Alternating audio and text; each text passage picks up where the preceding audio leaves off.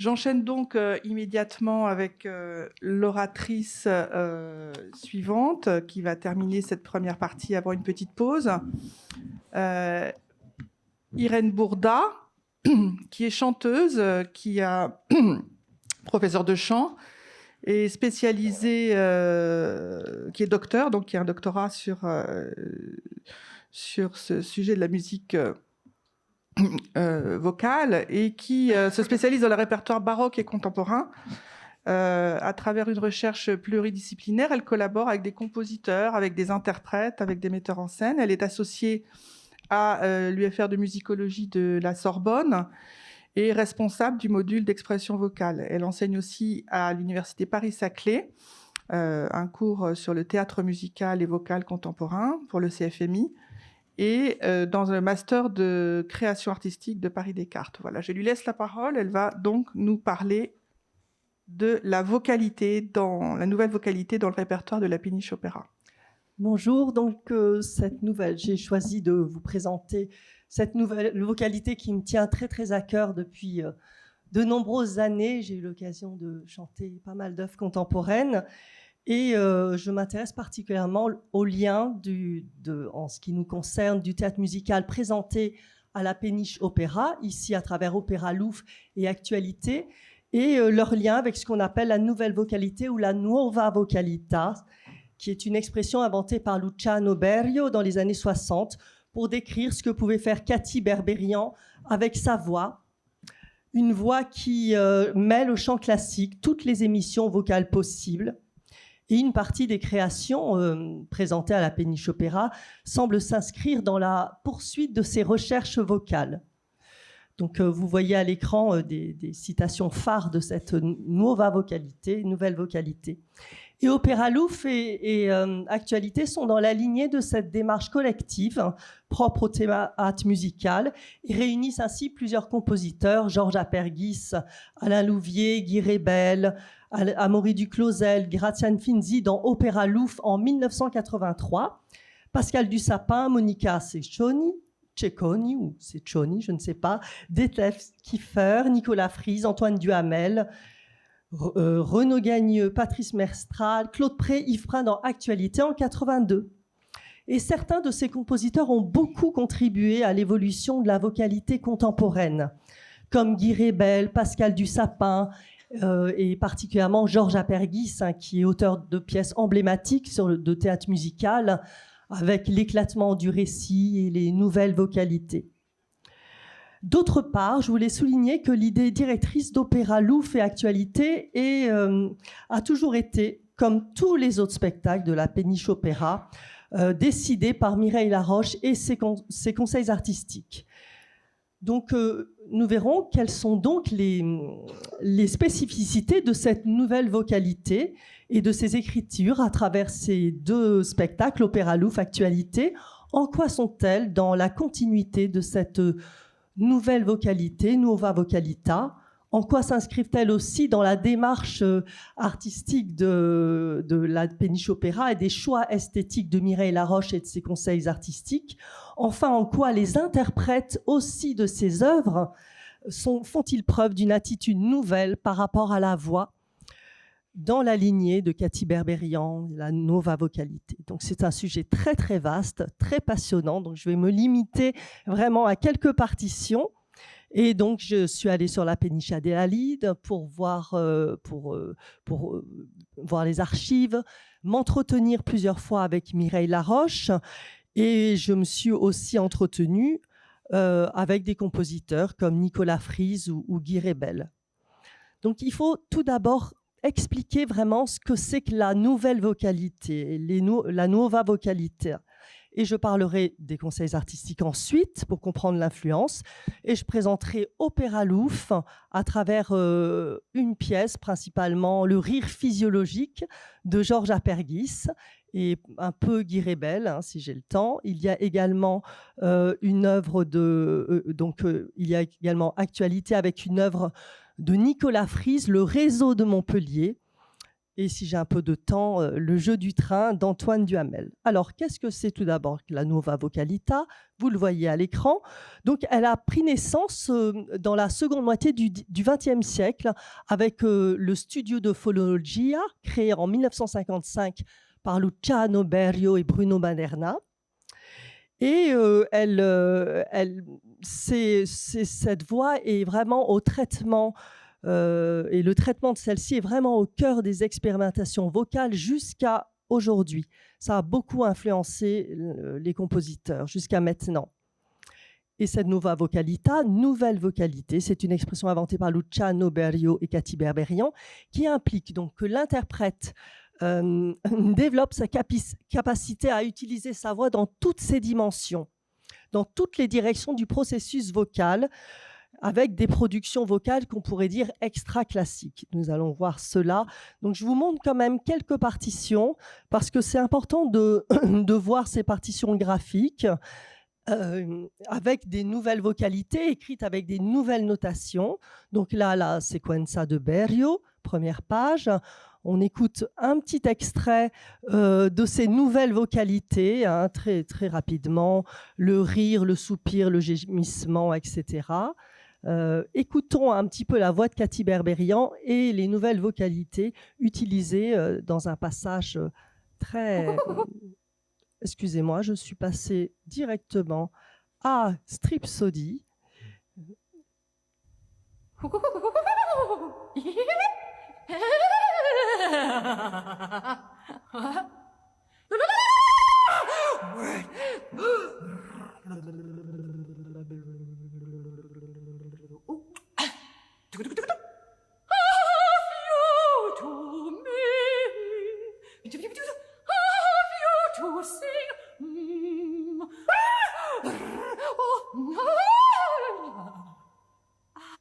Je vous montre un peu le mode d'emploi, hein, puisque toutes ces nouvelles vocalités, le rire, le soupir, le souffle dans la voix, la toux, claquement de langue, font l'objet de notations particulières. On retrouvera un petit peu cela dans les œuvres que je vais vous présenter, d'actualité et d'opéra Louvre. Donc Katy Berberian, elle, le célèbre Stripsody avec le cri de Tarzan pour commencer.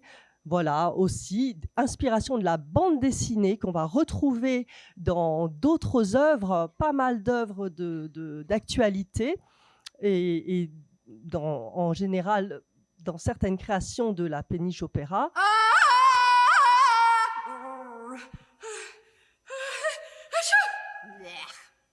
Boom boom, blum blum,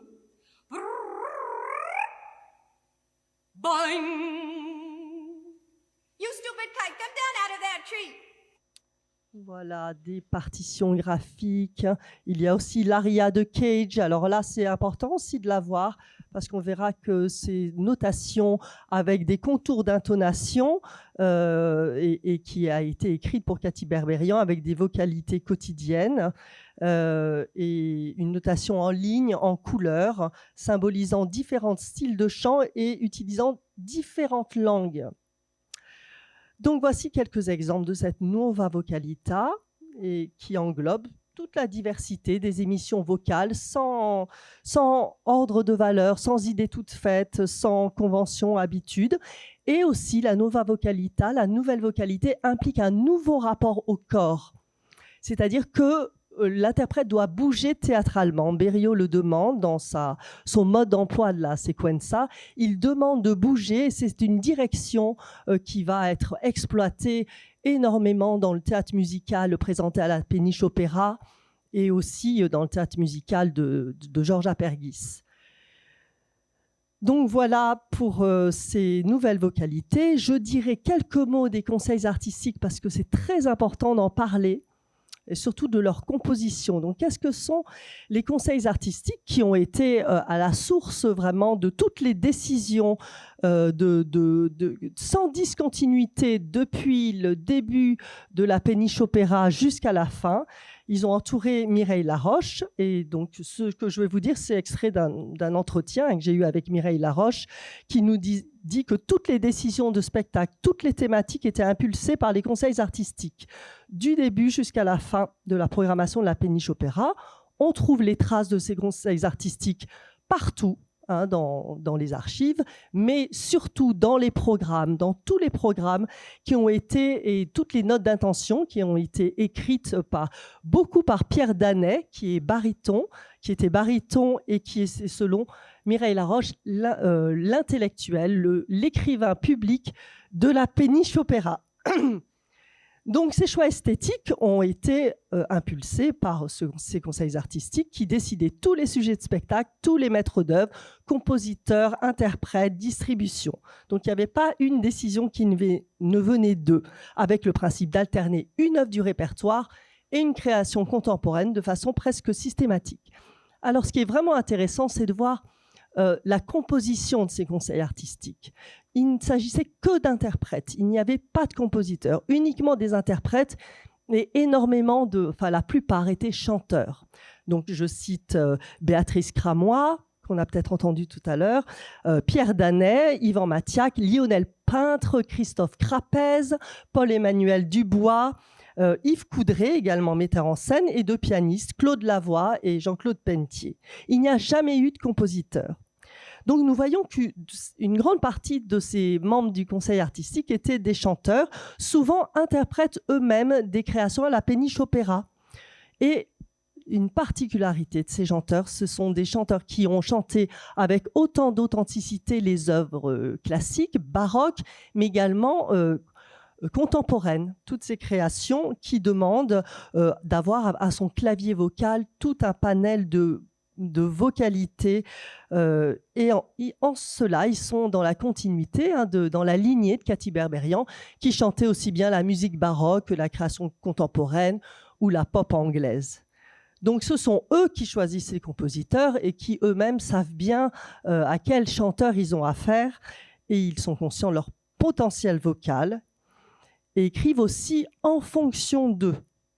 Et si ces membres du conseil artistique n'interprètent pas eux-mêmes les créations, comme Opéra Louvre ou Actualité, ils choisissent des interprètes qui ont eux-mêmes une grande plasticité vocale.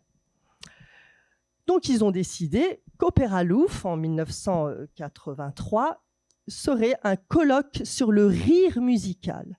Donc, le sous-titre de Opéra Louvre, c'est « Colloque sur le rire musical », avec des œuvres de Georges Apergis, du Clausel, Gratian Finzi, Five O'Clock Tea de Gratian Finzi, enfin vous le voyez à l'écran. Et donc les conseils artistiques ont choisi ce sujet et ils nous parlent de devoir de vacances ou de laboratoire du rire. Je les cite. Nous en viendrons maintenant à nos devoirs de vacances, devoirs proposés aux compositeurs d'aujourd'hui, recrutés par les musiciens savants exclusivement. Beaucoup de grands compositeurs des siècles passés ont su écrire des œuvres de divertissement, des œuvres comiques, des œuvres burlesques. Écrivez vous aussi un ouvrage d'environ 15 minutes où vous exprimerez différentes formes de rire en musique. Nous ne voulons que des musiciens sérieux qui jonglent naturellement avec les séries, se roulent dans les huitièmes de ton, se saoulent d'électroacoustique, se défoncent aux micros intervalles.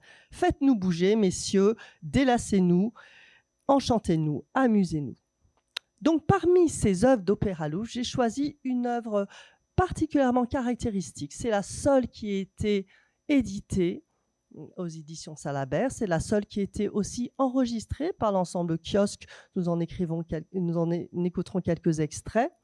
Elle a été reprise dans un cabaret contemporain en 98, aussi dans le portrait de Georges Apergis en 91. Donc quelques mots de Georges Apergis, qui est vraiment considéré comme le fondateur du théâtre musical en France, avec en 1976 la création de l'ATEM, Atelier Théâtre et Musique, et qui a été un terrain d'expérimentation pour le théâtre musical. Donc, le rire physiologique est basé sur un texte de Raymond DeVos. Il raconte l'histoire d'un pianiste qui accompagne un baryton. Le pianiste souffre d'incontinence à chaque fois qu'il rit. Le baryton qui l'accompagne essaie, en expliquant le fonctionnement physiologique du rire, de le ridiculiser par un rire communicatif. Donc, dans cette œuvre, le pianiste n'est pas seulement un comédien, il est aussi et surtout un comédien, pardon, et il commence avec du piano et des rires. Et nous allons voir que ce rire est noté et que vraiment toutes ces vocalités du rire que vous avez commencé à entendre dans la sequenza, on va en entendre certaines ici. Accompagné de sons très caractéristiques, tels que...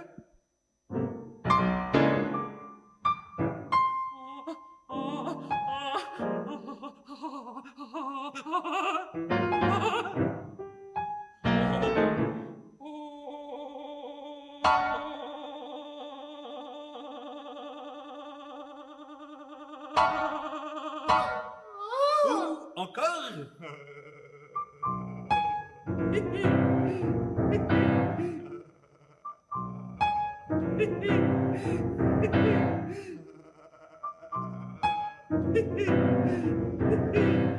C'est irrésistible. Irrésistible, tout à fait irrésistible. Alors il y a d'autres, voilà, vous voyez que le rire est noté, hein, qu'il y a différentes notations. Voilà, c'est... Ah oui, il y avait juste le petit rire là, répété, ça ressemble quand même au trillo, un petit peu, hein. Oui, c'est toute une technique, donc il y a toutes sortes de rires hein, dans cette... Dites, laissez-vous aller un peu à rire pour illustrer ma démonstration.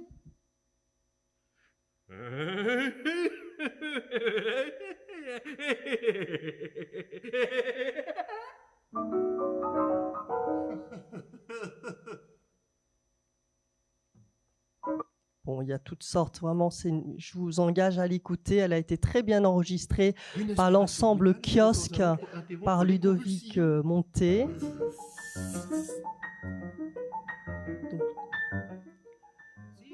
Donc ce rire a trouvé sa place dans la musique savante, hein, dans une forme proche du quotidien, chez Berio.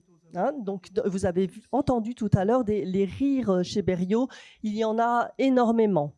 Il y a des rires tendus, des rires nerveux, des rires frénétiques, des rires tout à fait hystériques. Et il le note, hein, Berio note tout dans sa partition. Et juste une petite parenthèse, hein, dans la musique savante, il n'y a pas beaucoup dans le chant lyrique, il n'y a pas beaucoup de rires. Hein, mais dans l'opéra chinois, par exemple, il y a 27 sortes de rires. Alors, Berio disait qu'il s'était inspiré aussi de l'opéra chinois.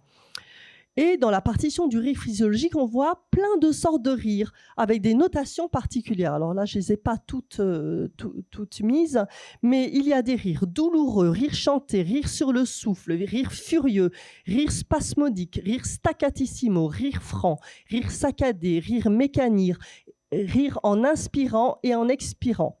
Et toutes ces intentions sont écrites très précisément dans la partition et le jeu musical aussi est...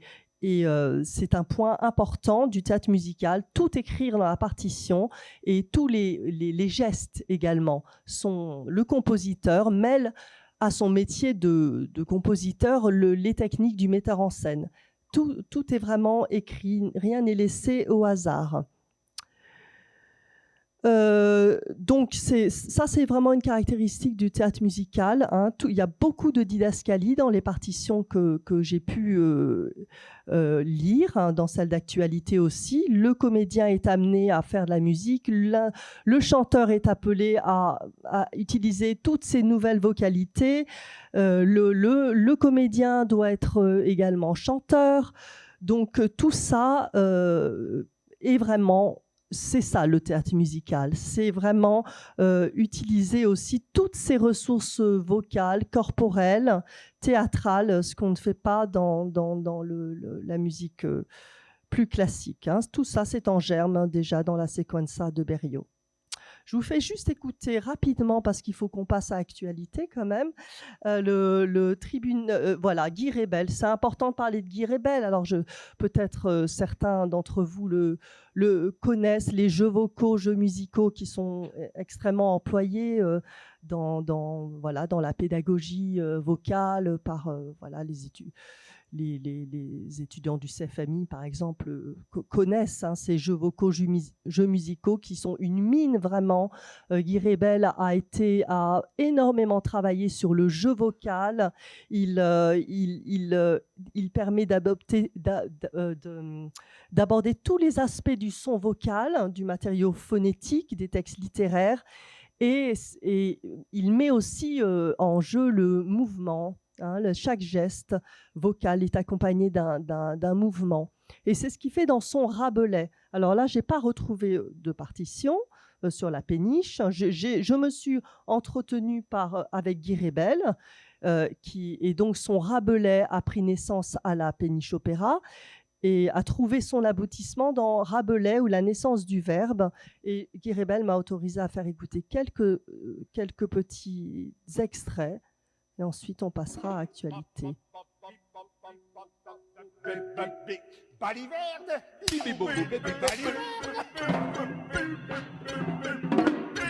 une sédition.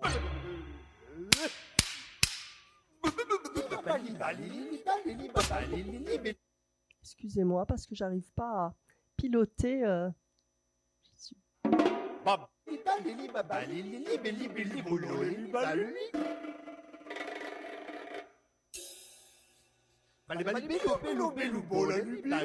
Baliverne. Moyennant une sédition de Baliverne, qui s'était élevé entre les Baragouins et les Accursiens, à cause de la rébellion des Suisses,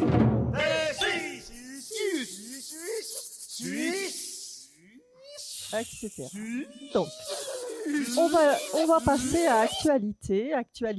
Il y a eu une première version de ce spectacle qui s'appelait Instantané en 81, et c'est dans la continuité d'Instantané qu'Actualité a vu le jour. Alors, comme tous les choix artistiques, le thème d'Actualité a été décidé par les conseils artistiques. On le retrouve écrit dans les différents programmes. Et là, il y a un bon nombre de chanteurs du conseil artistique qui vont interpréter les œuvres d'Actualité.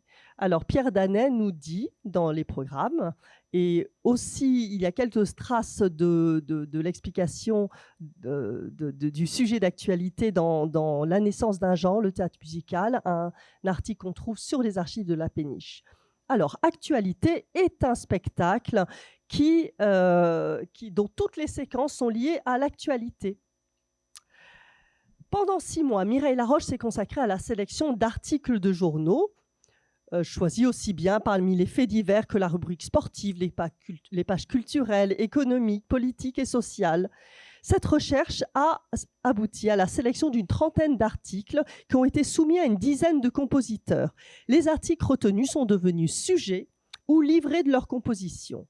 Mireille Laroche nous dit « Chaque compositeur provoqué s'est engagé à écrire sur un sujet d'actualité de son choix dans des délais très brefs, un mini-opéra de 10 minutes, ouvrage éphémère, sans obligation de durée.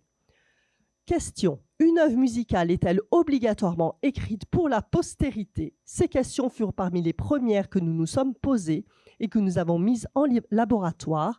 Elles resteront jusqu'à la fin de ma direction artistique de la compagnie. » Alors c'est intéressant parce que quand j'ai contacté Nicolas Fries et Guy Rebel, ils se souvenaient plus très exactement de leurs œuvres, des œuvres d'actualité. Il faut dire que ça remonte à 40 ans. Je vous fais écouter le petit générique d'actualité qu'on trouve sur le site de la Péniche Opéra qui va vous présenter les œuvres de Actualité.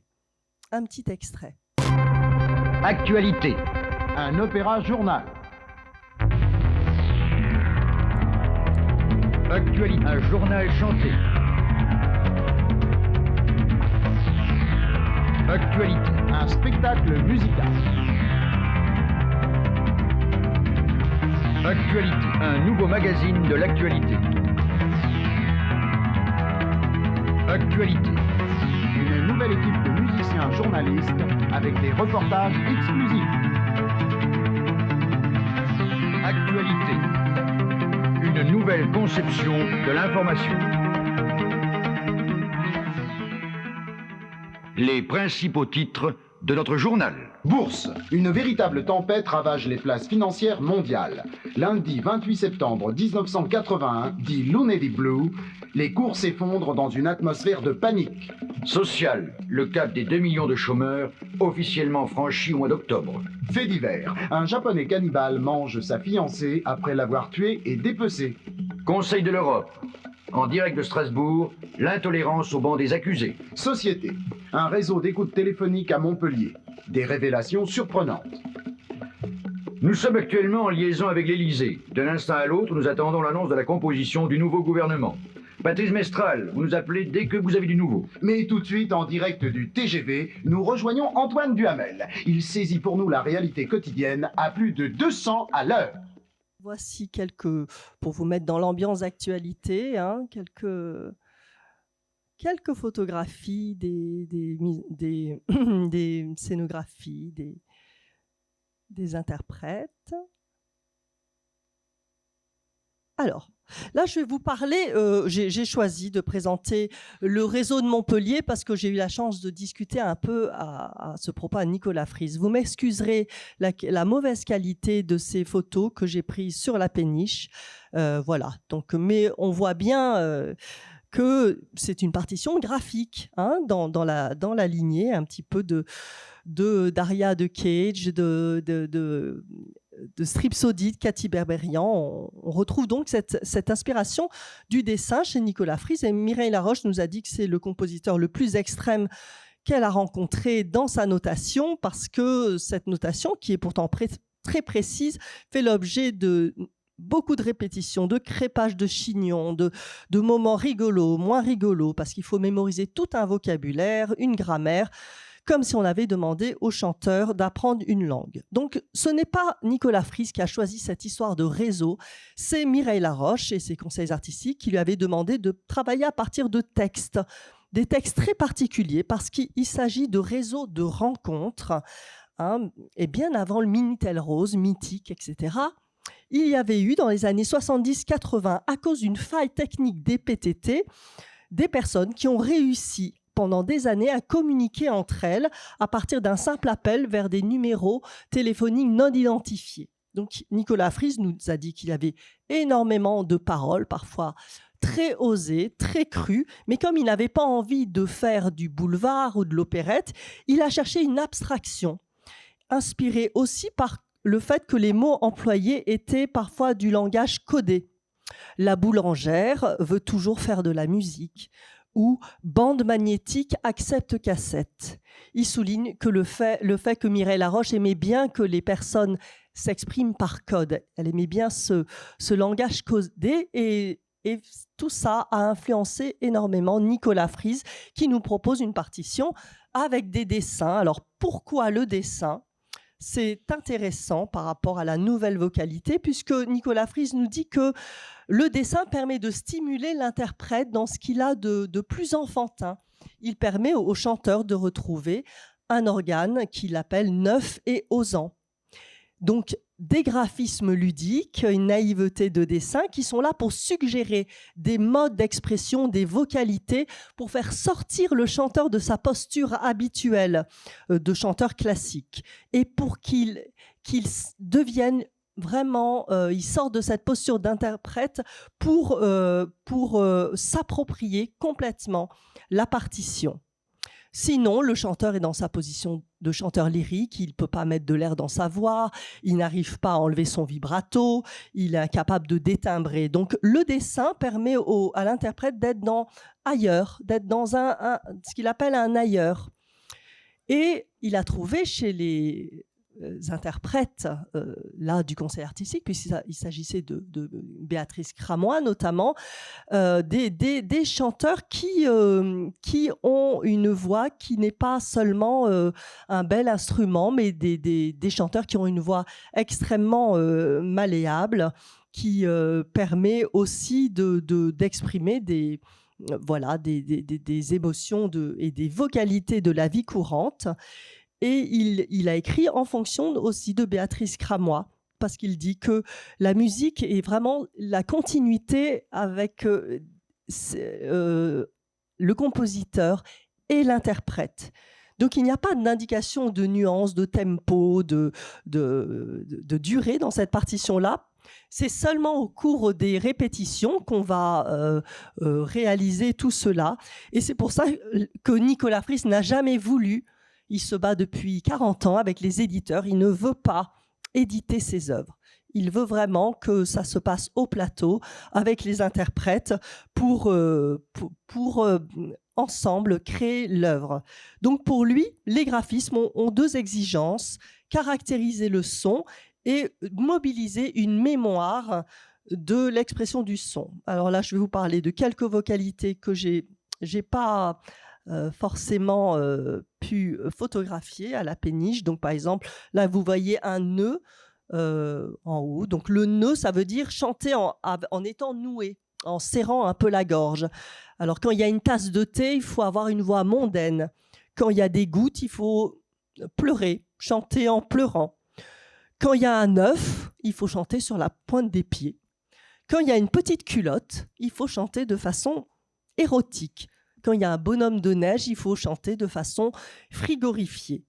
Quand il y a un disque rayé, alors je n'ai pas trouvé le disque rayé, il faut chanter comme un disque rayé. Alors ça, c'est très difficile à écrire, donc il a mis un disque rayé pour impulser l'idée de chanter et de répéter la même chose comme dans un disque rayé. Il peut y avoir aussi des notes de musique, mais le chanteur est vraiment, il peut tout à fait donner les notes, inventer des hauteurs selon sa tessiture. Donc tout cela, il y a aussi des lignes, des lignes vers le haut, vers le bas, un peu comme dans l'aria de Cage qu'on avait visionné au départ. Donc Nicolas Fries demande une virtuosité très grande, il demande une virtuosité qui demande de passer très très vite du chuchoter, du parler, du crier, du chanter pour montrer l'excitation du personnage, exprimer sa folie, son désordre intérieur. Et il demande cette caractéristique du théâtre musical, de cette nouvelle vocalité, qu'il n'y a pas d'ordre de valeur entre le son lyrique, le son chanté, mais aussi la vocalité du quotidien, le rire, le crier, le chuchoter, etc. Donc vous voyez que on se rapproche quand même de ces dessins enfantins de Stripsody. Alors, on va passer très vite sur le jeu du train. Je vous montre juste les partitions, le mode d'emploi, avec, vous voyez, des paroles, des sons vocaux, des sons aigus, des bruits vocaux, des bruits de souffle. Hein. Je rappelle que le souffle fait vraiment partie de la nouvelle vocalité et totalement proscrit dans le chant lyrique, puisqu'il faut chanter avec un son très timbré. Des sons sifflés, des claquements de doigts, des mains frappées, énormément de gestes corporels. Vraiment, le compositeur là devient metteur en scène. Il écrit tout dans sa partition. La partition est vraiment un ensemble d'actions vocales, mais aussi corporelles.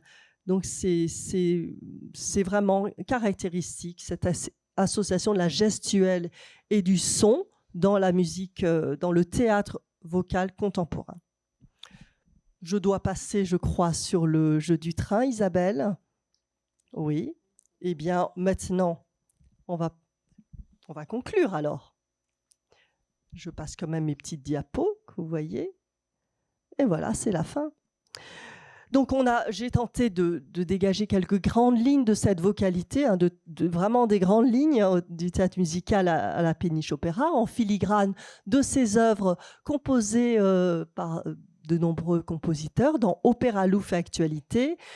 Donc, cette nouvelle vocalité de la Péniche Opéra, c'est bien que cette voix qui, comme disait Cathy Berberian, elle englobe la diversité des émissions vocales dans le respect de toutes ces expressions, de ces techniques, sans hiérarchie. Nous avons vu aussi donc toutes ces directions impulsées par les conseils artistiques et leurs interprètes qui font preuve de cette inventivité, de cette créativité, de cette liberté dans l'interprétation.